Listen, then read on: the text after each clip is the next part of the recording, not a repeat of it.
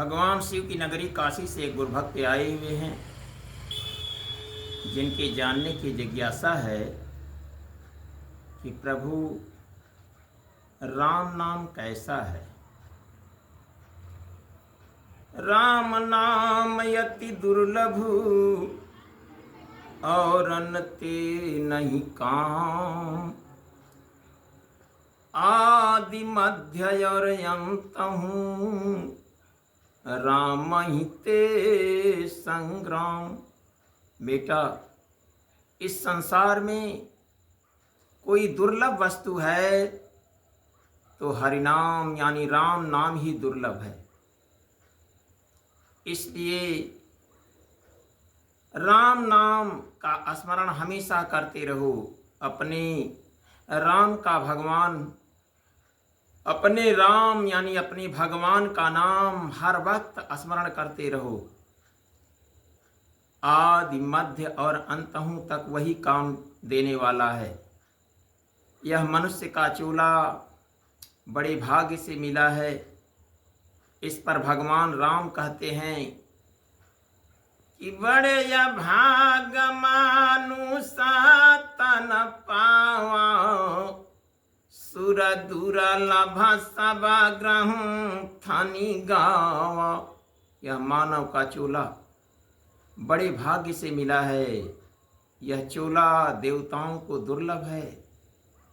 देवता इस तन को पाने के लिए तरसते रहते हैं और आप उल्टे देवताओं की पूजा करते हैं। वो भी चेतन से भेंट नहीं, जड़ सत्ता की मूर्ति बना करके पूजते हैं, जिससे कुछ काम आपका होने वाला नहीं है। आप ईश्वर के अंश हैं। ईश्वर अंश जीव अविनाशी, चेतन अमल सहज सुख राशि।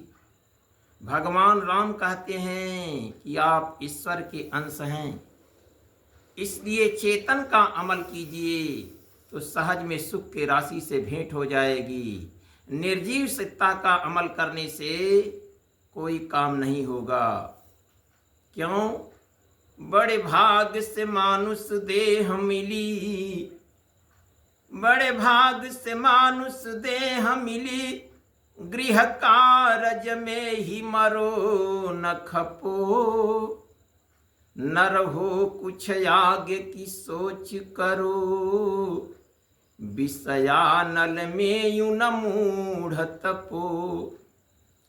तुम चेतन हो पशु तो हो नहीं, तुम चेतन हो पशु तो हो नहीं, यमराज के हाथ न व्यर्थ न पो, तजयालस मोह कुकर्म हम, हरि का हर श्वास पे नाम जपो।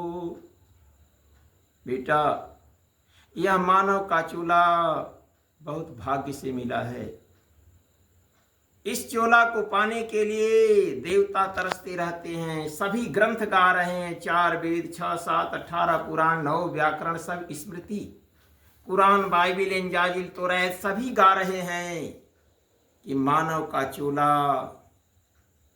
दुर्लभ तन है, जल्दी मिलता नहीं है, 84 का चक्कर काटना पड़ता है। और इस चोला को पा करके अपने जीवन को पशु की तरह मत बिताओ।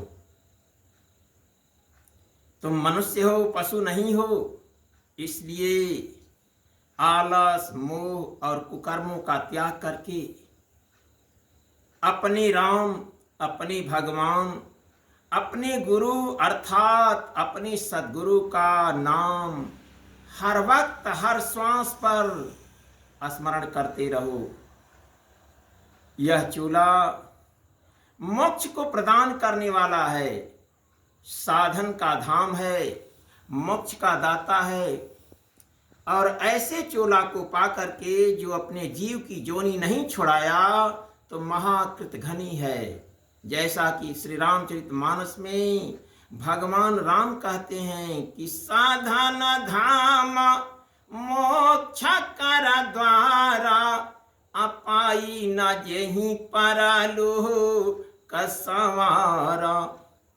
सो परत्र दुख पावई, सिर धुन धुन पछिताय। कालहि कर्महि ईश्वरहि, मिथ्या दोष लगाए। ऐसे चोला को पा करके जो अपने जीव की जोनी नहीं छुड़ाया तो महाकृत घनी है, यानी आत्मघात का दोषी है। बार बार पश्चाताप करेगा, सिर पीटेगा और हाथ कुछ नहीं लगेगा। तब दोष किसका देगा? समय का, कि कलयुग में भजन होगी।